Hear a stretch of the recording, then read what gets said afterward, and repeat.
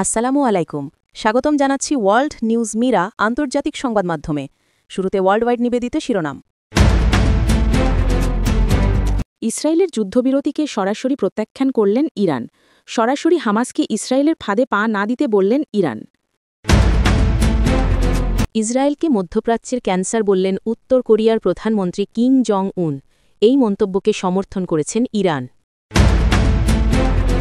তুরস্ক থেকে ১০০ বিমান কিনল ইরান। এই নিয়ে যুক্তরাষ্ট্রকে অভিযোগ করল ইসরায়েল। হামাসকে গভীরভাবে সতর্ক করল রাশিয়া। যুদ্ধবিরতিতে না যাওয়ার আহ্বান রাশিয়ার। যুক্তরাষ্ট্রের সাথে কানাডার সীমানায় ব্যাপক গোলাগুলি। উত্তপ্ত দুই দেশের কূটনৈতিক পরিস্থিতি। বেলজিয়াম থেকে আয়রন ডোম কিনতে চাচ্ছে ইরান। ইউরোপীয় ইউনিয়ন থেকে বাধা। এতক্ষণ শুনলেন সংবাদ শিরোনাম, এবার বিস্তারিত। ইসরায়েলের সাম্প্রতিক যুদ্ধবিরতি প্রস্তাব তীব্রভাবে প্রত্যাখ্যান করেছে ইরান। তেহরান বলেছে যে গাজার উপর চলমান গণহত্যা এবং নিপীড়ন অব্যাহত থাকলে মুখে শান্তির কথা বলা গ্রহণযোগ্য নয়। ইরানের পররাষ্ট্রমন্ত্রক এক বিবৃতিতে স্পষ্ট করে দিয়েছে যে শুধুমাত্র যুদ্ধবিরতি ঘোষণা করে সমস্যার মূলে আঘাত করা যাবে না। প্রকৃত শান্তির জন্য দখলদার বাহিনীর প্রত্যাহার, আটকবন্দীদের মুক্তি ও দীর্ঘমেয়াদী রাজনৈতিক সমাধান দরকার। তেহরান অভিযোগ করেছে যে কিছু পশ্চিমা ক্ষমতাসমূহ এবং আওতাভুক্ত বিশ্বমঞ্চ একদিকে ইসরায়েলকে রাজনৈতিক ও সামরিক সহায়তা প্রদান করছে এবং অন্যদিকে শান্তির নাটক সাজাচ্ছে, যা বাস্তবে ফিলিস্তিনি জাতির মানবিক অধিকার এবং জাতীয় মুক্তিকে উপেক্ষা করে। ইরানের সরকারি নেতারা বলেছেন, যুদ্ধবিরতির বিনিময়ে যে শর্তগুলি তোলা হচ্ছে সেগুলো বাস্তবে ইসরায়েলকে ক্ষমতায় রেখে ফিলিস্তিনি জনগণের প্রতি অবিচারকে লিগিলাইজ করার চেষ্টা, যা গ্রহণযোগ্য নয়। পার্লামেন্টেরিয়ানরা ও কূটনীতিকরা মিলিতভাবে দাবি তুলেছেন যে কোনো প্রস্তাব যদি ফিলিস্তিনিদের স্বাধীনতা, নিরাপত্তা ও পুনর্গঠনের বিষয়গুলি উপেক্ষা করে তাহলে তা নয়, এর পরিবর্তে তা একটি আপাত শান্তি যা দীর্ঘমেয়াদে সংঘাতকে বাড়িয়ে দেবে। তেহরানের সরকারি বক্তব্যে আরও বলা হয়েছে যে মানবিক সংকট লুকানোর জন্য অস্থায়ী বিরতির যে আয়োজনগুলো করা হচ্ছে তাতে কেবল সামরিক বিরতি ঘটতে পারে, কিন্তু ক্ষতির ক্ষতিপূরণ, দায় স্বীকার এবং দখল নীতির অবসান না হলে আসল শান্তি অর্জন হবে না। ইসলামিক কৃতিবৃন্দ ও রাজনৈতিক বিশ্লেষকরা এই অবস্থানকে ন্যায়বিচার ও আন্তর্জাতিক আইন রক্ষার পক্ষে একটি শক্তিশালী কণ্ঠ হিসেবে অভিহিত করেছেন। তাদের মতে, ন্যায় প্রতিষ্ঠা ছাড়া শান্তি টেকবে না। তেহরান শিল্পী এবং ধর্মীয় নির্দেশকরা বলছেন যে ফিলিস্তিনিদের রক্ষা করা কেবল কূটনৈতিক স্বার্থ নয়, এটি নৈতিক ও মানবিক দায়িত্ব। একই সময় ইরান কয়েকটি মধ্যস্থতাকারী দেশের মাধ্যমে কূটনৈতিক চ্যানেল ও চাপ বৃদ্ধি করেও দাবি করেছে যে আন্তর্জাতিক সম্প্রদায়কে ইসরায়েলকে তার আচরণ বদলাতে বাধ্য করতে হবে এবং নির্দিষ্ট দায়িত্বশীলতা আরোপ করা উচিত।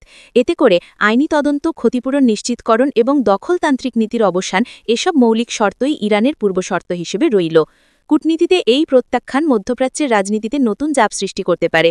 ইরান আহ্বান করেছে যে আরব ও ইসলামিক দেশগুলোকে একত্রে চলতে হবে এবং আন্তর্জাতিক ক্ষেত্রেও যৌথ উদ্যোগ নেওয়া উচিত, যাতে ইসরায়েলের বিরুদ্ধে কেবল চুম্বক মতো পদক্ষেপ না আসে, বরং কার্যকর ও নির্দিষ্ট প্রচেষ্টা দেখা যায়। তেহরান একই সাথে বার্তা দিয়েছে যে তারা যুদ্ধ চাইছে না, বরং অন্যায়ের বিরুদ্ধে নীরব থাকবে না। তাই তারা বলেছে, প্রকৃত শান্তি প্রতিষ্ঠার আগে কোনো পৃষ্ঠপোষকতার ভিত্তিতে অস্থায়ী বাফেরার মতো সমঝোতা গ্রহণ করা হবে না। এই অবস্থান বিশ্লেষকরা বলছেন গঠনগত পরিবর্তনের দাবি তুলছে, যা কেবল অস্ত্রবিরতির চেয়ে অনেক উপরে রাজনৈতিক অধিকার ও ন্যায় প্রতিষ্ঠার নাগাল ছুঁতে চাইছে। আন্তর্জাতিক পর্যবেক্ষকরা এখন জানাচ্ছেন যে ইরানের এই কণ্ঠ মধ্যপ্রাচ্যের কূটনৈতিক মানচিত্রে নতুন জটিলতা আনতে পারে, কারণ এটি শুধু একটি একক দেশ হিসেবে বক্তব্য নয়, এটি এক ধরনের আঞ্চলিক প্রতিক্রিয়া যাকে অনেকেই গুরুত্ব দিচ্ছেন। ফলে আগামী সময়ে মধ্যস্থতাকারী রাষ্ট্রগুলোর ভূমিকা, জাতিসংঘ ও আন্তর্জাতিক আদালতের দায়বদ্ধতা এবং স্থানীয় শক্তি সমীকরণের ওপর নতুন আলো পড়বে। তেহরানের প্রত্যাখ্যান যদি পদক্ষেপেও পরিণত হয়, তবে সেটা কূটনৈতিক তরজাকে তীব্রতা করে তুলবে এবং বহুস্তরের বৈঠক ও আলোচনার অনুষঙ্গ বাড়াবে। আন্তর্জাতিক মানবতাবাদী সংস্থাগুলো বারবার জোর দিয়েছে যে ক্ষতিগ্রস্ত জনসাধারণের পুনর্বাসন, মানবিক সহায়তা এবং নিরাপত্তা নিশ্চিত করা জরুরি, এবং এসব না করে কেবল যুদ্ধবিরতি ডাকার প্রচেষ্টা মুখে বললে তা অভ্যন্তরীণ ও বহির্বিশ্বীয়ভাবে বিশ্বাসযোগ্যতা হারাবে। সংক্ষেপে, ইরানের এই প্রত্যাখ্যান একটি স্পষ্ট অবস্থান, বিনা ন্যায়ে কোনো আপোষ নয়, আগে ন্যায় পরে শান্তি, এমনটাই বলেছে তেহরান। উত্তর কোরিয়ার প্রধানমন্ত্রী কিম জং উন সম্প্রতি এক বিবৃতিতে ইসরায়েলকে মধ্যপ্রাচ্যের ক্যান্সার হিসেবে অভিহিত করেছেন। বিবৃতিতে বলা হয়েছে, ইসরায়েলের সামরিক আক্রমণ ও নীতি আন্তর্জাতিক আইন এবং মানবিক নীতির প্রতি অবমাননা প্রদর্শন করছে। কিম জং উনের ভাষায়, ইসরায়েল মধ্যপ্রাচ্যে শান্তি ও স্থিতিশীলতার জন্য একটি গুরুতর হুমকি। বিশেষভাবে উল্লেখ করা হয়েছে, যুক্তরাষ্ট্র ও কিছু পশ্চিমা দেশ ইসরায়েলের কর্মকাণ্ডকে সমর্থন এবং প্রেরণা দিচ্ছে। এটি আন্তর্জাতিক রাজনীতিতে উত্তেজনা বাড়ানোর সম্ভাবনা রাখে বলে অভ্যন্তরীণ বিশ্লেষকরা মনে করছেন। উত্তর কোরিয়া সরাসরি যুক্তরাষ্ট্রকে আক্রমণ না করলেও তাদের ভাষায় যুক্তরাষ্ট্রকে সমর্থক ও অভিভাবক হিসেবে উল্লেখ করা হয়েছে। কূটনৈতিক বিশ্লেষকরা বলছেন, এই রূঢ় ভাষার পেছনে রাজনৈতিক কৌশল এবং দ্বিপাক্ষিক সম্পর্কের জটিলতা রয়েছে। কিম জং উনের এই মন্তব্য রাশিয়ার সঙ্গে সাম্প্রতিক বৈঠকের প্রেক্ষাপটেও এসেছে। রাশিয়ার সামরিক কর্মকর্তাদের সঙ্গে বৈঠক শেষে মধ্যপ্রাচ্য নীতি আরও স্পষ্ট হয়েছে উত্তর কোরিয়ার। মধ্যপ্রাচ্যের সংকট নিয়ে উত্তর কোরিয়ার পূর্বে খুব সীমিত মন্তব্য ছিল, তবে এবার দ্রুত প্রতিক্রিয়া এসেছে। বিবৃতিতে ইসরায়েলের কর্মকাণ্ডকে ভয়ঙ্কর আগ্রাসন বলে অভিহিত করা হয়েছে। নিহত নাগরিকদের উল্লেখ করে এটি মানবাধিকার লঙ্ঘন এবং অন্যায়ের চরম উদাহরণ হিসেবে চিহ্নিত হয়েছে। ইসরায়েলের বিভিন্ন সামরিক অভিযানের উদাহরণ তুলে ধরা হয়েছে গাজা উপত্যকা, লেবানন এবং সিরিয়া অঞ্চলে। মধ্যপ্রাচ্য বিশ্লেষকরা বলছেন, এমন মন্তব্য উত্তেজনা আরও বাড়াতে পারে। কিম জং উন হয়তো প্রতিদ্বন্দ্বীদের প্রতি কঠোর অবস্থান প্রদর্শনের উদ্দেশ্য নিয়ে এই শব্দচয়ন করেছেন, কিন্তু বাস্তবে মধ্যপ্রাচ্যে উত্তর কোরিয়ার সরাসরি কোনো হস্তক্ষেপ নেই। এই ধরনের তীক্ষ্ণ ভাষা আন্তর্জাতিক মিডিয়ার প্রায়শই নিগৃহীত কূটনৈতিক ভাষা হিসেবে ধরা হয়। কিছু সমালোচক বলছেন, শব্দচয়ন মধ্যপ্রাচ্যে উত্তেজনা বাড়িয়ে দিতে পারে। বিশেষ করে ইসরায়েল ফিলিস্তিনি সংঘর্ষের সংবেদনশীল পরিস্থিতিতে এটি আরও গুরুত্বপূর্ণ। পশ্চিমা দেশগুলো এই মন্তব্যকে নজরে রাখছে, যেহেতু তারা ইসরায়েলের সঙ্গে ঘনিষ্ঠ সম্পর্ক রাখে। উত্তর কোরিয়ার ভাষা পূর্বে ইরান এবং অন্যান্য দেশের প্রতিবাদধর্মী কণ্ঠস্বরের ধারার সঙ্গে মিল রেখেছে। ইরানের সর্বোচ্চ নেতা আগেও ইসরায়েলকে ক্যান্সারাস টিউমার বলে অভিহিত করেছিলেন।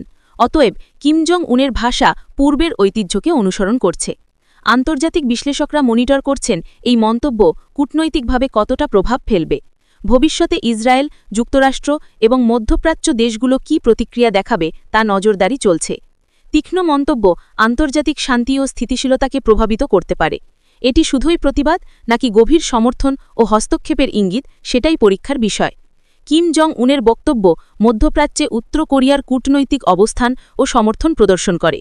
আন্তর্জাতিক সম্প্রদায় এই ধরনের কূটনৈতিক ভাষার সম্ভাব্য প্রভাব পর্যবেক্ষণ করছে। আগামী দিনে দেখা যাবে এই মন্তব্য কার্যকরী হবে কিনা এবং আন্তর্জাতিক প্রতিক্রিয়া কেমন হবে।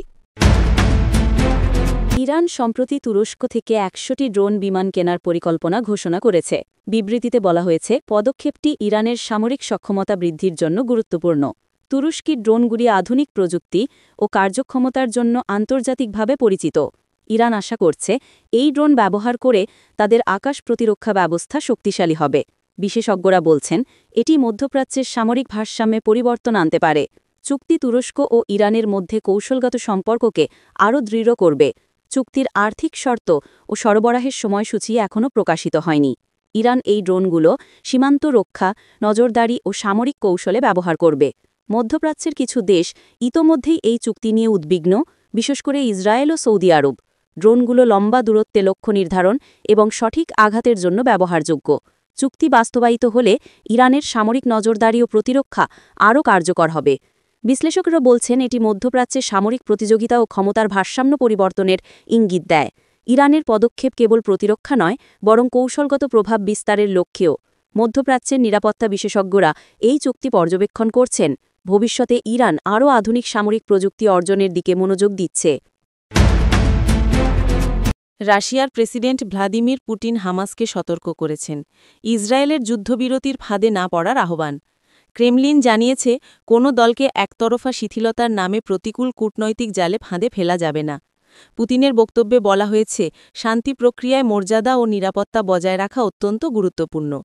রাশিয়া বারবার সব পক্ষকে সতর্ক করেছে, যাতে তাৎক্ষণিক রাজনৈতিক সুবিধার জন্য বিপজ্জনক সিদ্ধান্ত না নেওয়া হয়। অস্থায়ী বা শর্ত সাপেক্ষ বিরতি পরবর্তীতে নতুন সংঘাতের সূত্রপাত ঘটাতে পারে, এটি রাশিয়ার মূল বার্তা। ইসরায়েল এবং অন্যান্য মধ্যপ্রাচ্য দেশ পুতিনের বার্তা মনোযোগ দিয়ে পর্যবেক্ষণ করছে। ক্রেমলিনের আহ্বান মূলত হামাসকে সরাসরি সতর্ক করার উদ্দেশ্যে এসেছে। মস্কোর মতে, সকল শর্তাবলী পরিষ্কার ও যাচাইযোগ্য না হলে কোনো পক্ষকেই তাড়াহুড়ো করে বিরতিতে পা রাখা উচিত নয়। পুতিনের বক্তব্যে বলা হয়েছে, অঞ্চলীয় স্থিতিশীলতা ও নিরাপত্তা রক্ষাই প্রধান লক্ষ্য। রাশিয়ার বার্তা মধ্যপ্রাচ্যে স্থিতিশীলতা বজায় রাখা এবং নিজস্ব কূটনৈতিক প্রাসঙ্গিকতা দৃঢ় রাখার ইঙ্গিত দেয়। বিশেষজ্ঞরা বলছেন, পুতিনের আহ্বান যুদ্ধবিরতি এবং সীমান্ত নিরাপত্তা আলোচনার প্রেক্ষাপটে গুরুত্বপূর্ণ সংকেত। ক্রেমলিন বারবার জানিয়েছে, রাজনৈতিক বা সামরিক পদক্ষেপের আগে সতর্ক কৌশল অপরিহার্য। রাশিয়ার মতে কোনো পক্ষকে তাৎক্ষণিক সুবিধার ফাঁদে ফেলা চলবে না। এই আহ্বান মধ্যপ্রাচ্যে শান্তি ও স্থিতিশীলতার প্রতি রাশিয়ার লক্ষ্য প্রতিফলিত করে। ভবিষ্যতে হামাসের প্রতিক্রিয়া এবং অন্যান্য দেশগুলোর পদক্ষেপে এই আহ্বানের কার্যকারিতা নির্ধারণ করবে।